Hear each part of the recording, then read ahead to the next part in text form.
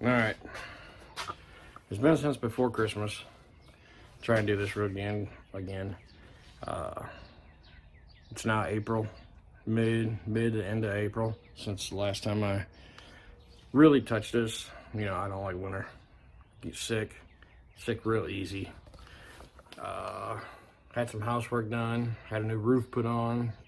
That was a disaster. Couple problems with the daily drivers. Mostly just sick, and I don't like being out here in the cold. I'm trying to do something to enjoy myself, and can't do it when you're miserable. So, my choice, I put it off on hold. Just trying to get some little stuff cleaned up, you know, finished up, everything I got started before I start a new part of the project. Like I said, my frame is, we'll say 98% done. What I got left to do is cylinder holes, and I got the fat sticks, 2-inch cylinders. I still got to put that plate in, which I have that sitting right there. I actually have them cut out. I just haven't put them in yet because I'm not debating if I want to sleeve them or not. Some people say yes. A couple big shots that I know, or I've talked to, I should say, said no point in it. You know, I'm not going for nothing serious. You know, stock trailing arm, so I ain't trying to stand my car up. But as far as the frame goes, well, I said 98% is the cylinder parts. My transmission mounts, which I'm debating, because I will be running 350 sitting right there, hopefully. And then I'm looking at a 700 R4 transmission, which if that's the case, either I leave the mounts in the stock position and buy the transmission mount that they make, or I can make one myself. I think I'll probably just buy that. So I'll probably leave them in the stock position. They're still just tack welded on, but I gotta make my decision up on them. And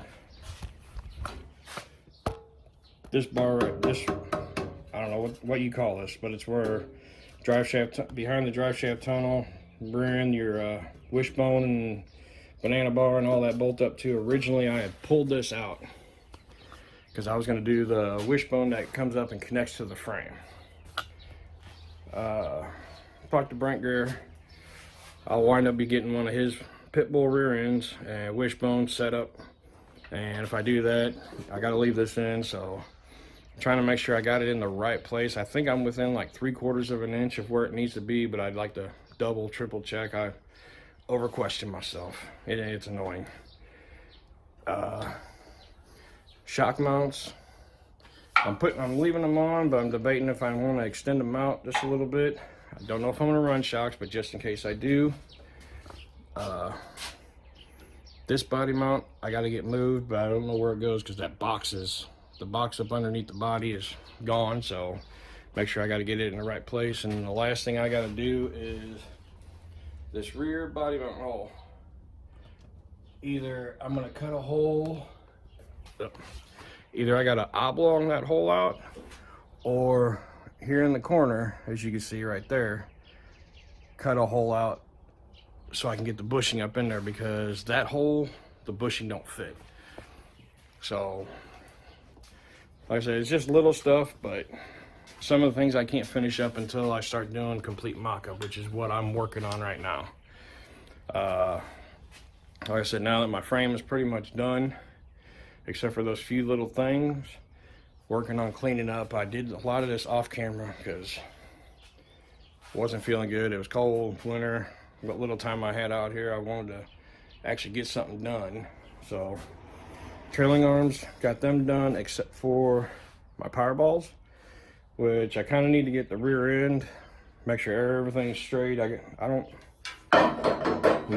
have the bushings up in here yet, but I just want to get them hung here, kind of out of the way, off my workbench, because see, that's a mess. But I got both of them kind of hung up in place. I still got to cut out this right here on both sides. for the cylinders. And right now I'm kind of cleaning up my upper control arms. Just for mock-up purposes, I bought the cheap bushings from O'Reilly's. 2 different kinds, like for the uppers, for the upper control arms. There's the part number, K5196. It comes in a pack of 2, so you got to get 2 boxes of these. But now for the lower control arms up front, same thing. Cheap ones from O'Reilly's, K304. These come in a pack of 4, so you only need 1 box of these. And let's see, I don't know. Well, my receipt's inside to let you know, but they were only like 20 bucks. You know, cheap. Strictly for mock-up purposes. If I made them last, I'll probably use them. Since I got stock trailing arm or stock control arms and all that, I'm not getting too crazy with it. So I'm probably going to use them if I made them last, but I've already kind of busted these. Kind of ripped the bushing, but like, for the upper ones, for a pack of 2, I want to say it was like 12 bucks, 12, 14 bucks. No big deal. When I go to actually put it all together, I go grab another pair if I want. And then I needed to put them in because now I'm working on my clearance down here. See if we can get this right. You know, make sure, because you're talking very little clearance, not much room. You know, I finally got that nice. It hits, but control arm sitting straight up and down. When's your control arm ever going to sit straight up and down? So I'm fine with that. I think I'm probably fine with the way this whole thing sets up. Talked to Brett Greer about this. Shout out Brett Greer, great dude. Very, very helpful. You know, he said you're not gonna get away from that unless you do one of them people like that notch it all out, and I'm not a big fan of that. You know, I'll just say that. You know, I'm not saying it bad, not saying it's the wrong thing to do. I'm saying that I'm not comfortable. Okay, some people are. I'm not. That's my choice. So what he said the solution to do was chain the front end. I'll get more into that when I get to that point of chaining the front end, how to do it, because there's a couple things I was little puzzled on when he was describing it to me, but I wasn't that far, so I wasn't gonna bug him much. But once again, big shout out to Brent Greer. Very helpful. Working on another one. I probably won't get to this one until at least tomorrow, because I got to put the bushings in, and my bushing tool won't be here tomorrow. I did try using that. It got sketchy. You know, it got to the point where, you know, I got the air one on here, and yes, I was standing over here like this going, yeah, it got sketchy. So I was like, yep, no, I'm with that. Not doing that. Not having parts fly out now that I'm just not getting back. But just a little update. Trying to get back in the mode of things. As soon as I get my other upper done, which there's not much to do, just other than I got to put my crossbar and bushings in, mount it, and then start trimming out like around this bottom edge right here for clearance for around the frame. And then my uppers will be done. What's going on? Yesterday I mentioned about getting a bushing tool. It came in. And this one is, you can get it from Summit Racing, and I found it on Amazon, same price. I already have an account set up with Amazon, so that's where I ordered it from. Got it here in less than 2 days. Now on the old cars, you got the crossbar on it, you gotta have that. And I'll explain that in a minute, why you got to have that one. If you don't have that crossbar and you just got like regular bushing and it just mounts to the, does not have the crossbar, you can use, sometimes you can use a ball joint tool, but if you got the crossbar, you kind of need this. I tried using that yesterday. It got sketchy. But I'm gonna try and use it. I'll show you how easy it is. Come on here in just a second. Be right back. All right, it doesn't come together. I kind of wish you could leave it together in the box, but it's all good. So you gotta put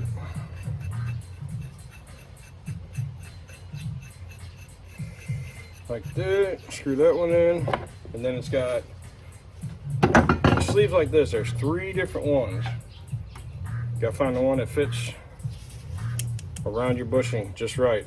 Like this one fits this one. Here's a little bit of a thicker one. It doesn't quite fit over that rubber bushing. Now all bushings are gonna be different, so that's why there's multiple ones. Like this one, it fits, but it's kind of loose.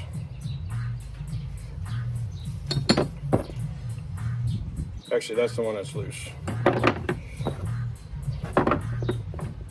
So we're gonna use that one. Not a lot of play, and it fits right around that ring. Just perfect. And then what you're gonna need to do once you find that, here's the insert tool, where you're pushing the bushing in. It fits in there. All 3 of these fit inside of there. It's just the inside diameter here is different. They do have a removal. I will show that one probably later on because I'm not looking at pulling them out right now. There is another little piece right here that you got to put on. And that part slides right inside of that hole on that side. Kind of weird. I don't know why they just didn't make this right here one piece. I don't know, but either way it works. And now see if I can get you a little better view here. The reason for this is for when you have this on like that and you're pushing your bushing in, that notch goes around the crossbar and up against here like that.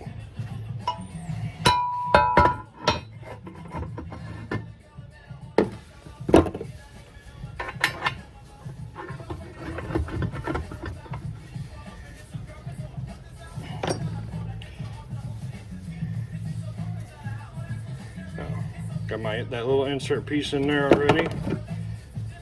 Goes on just like that. Make sure you got your adapter that goes around there.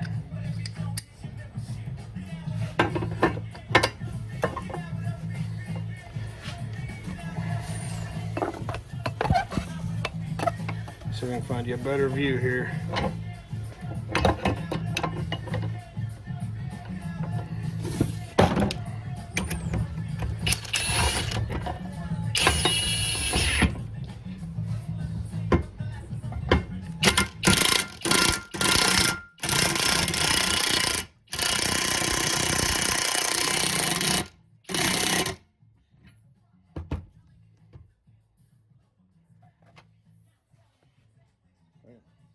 Don't know if you can see this or not.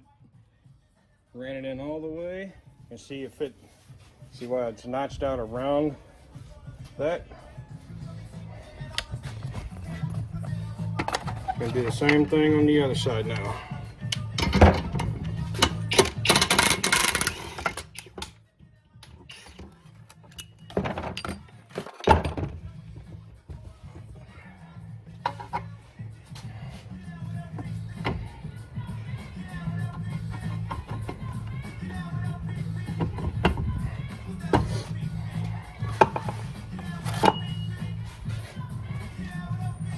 Once again, see how that fits around, and this hole right here fits around the bushing. So I can come back here, kind of show you, see how it fits around the bushing. That way, so the pressure is applied right here, not trying to pull and squeeze everything together.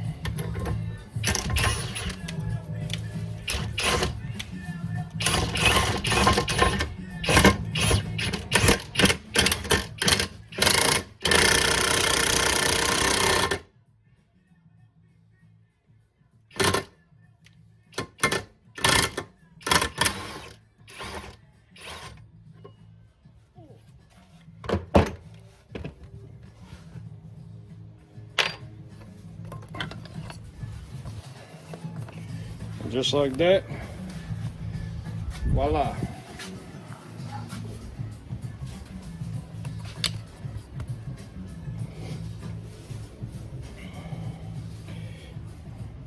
Pressed all the way up. Don't know if you can see this. Trying to do this with the camera backwards.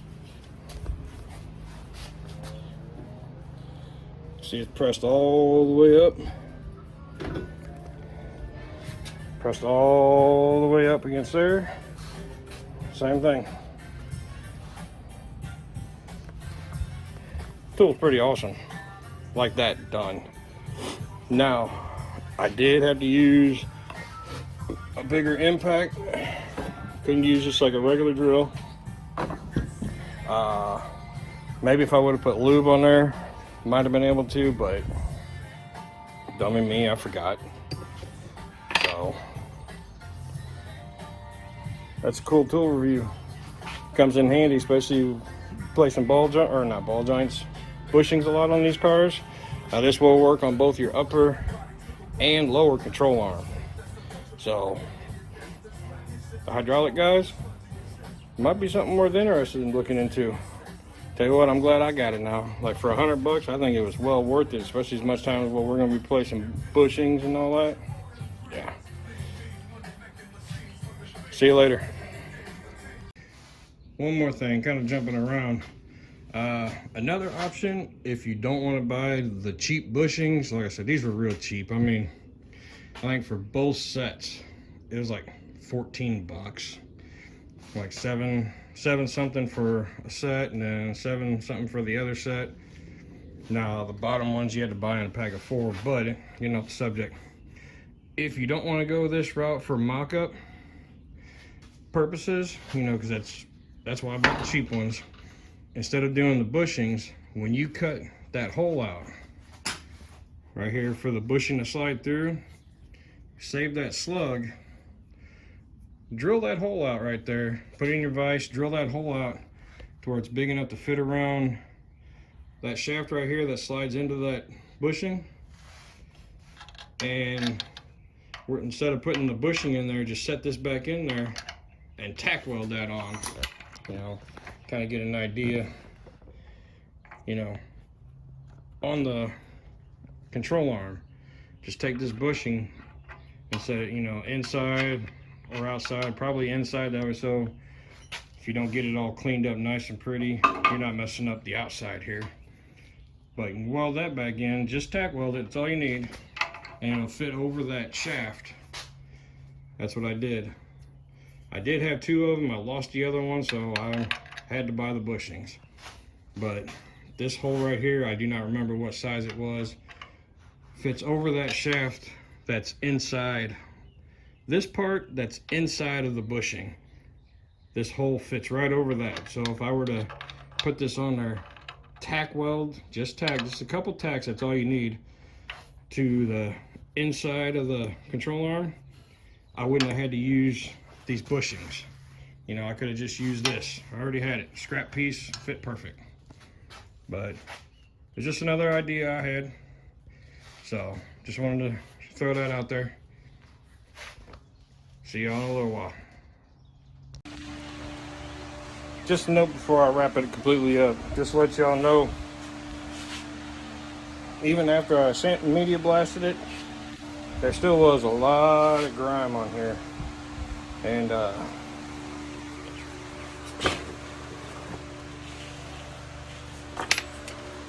wound up using this for my helmet. And while I was doing that, wasn't paying attention. That thing got a little loose. Yeah, it got me a little bit. I got a nice round circle here, roughly about that size. So make sure you're wearing your equipment. Face shield, sparks. You only got one set of eyes.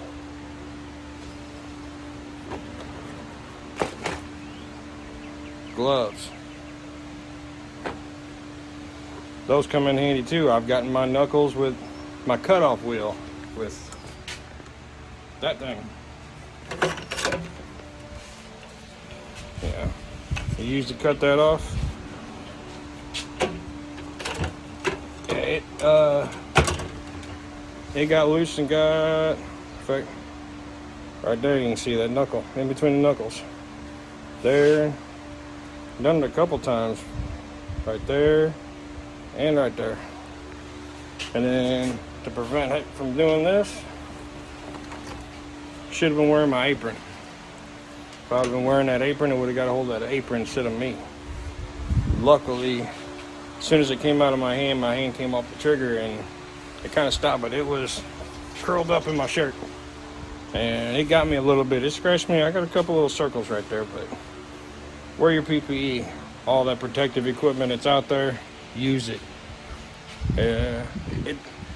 It saved me quite a few times, like sparks flying in your eyes when you're grinding or cutting. Same thing when you're welding. You know, if you got a plasma cutter, get a pair of shades like these.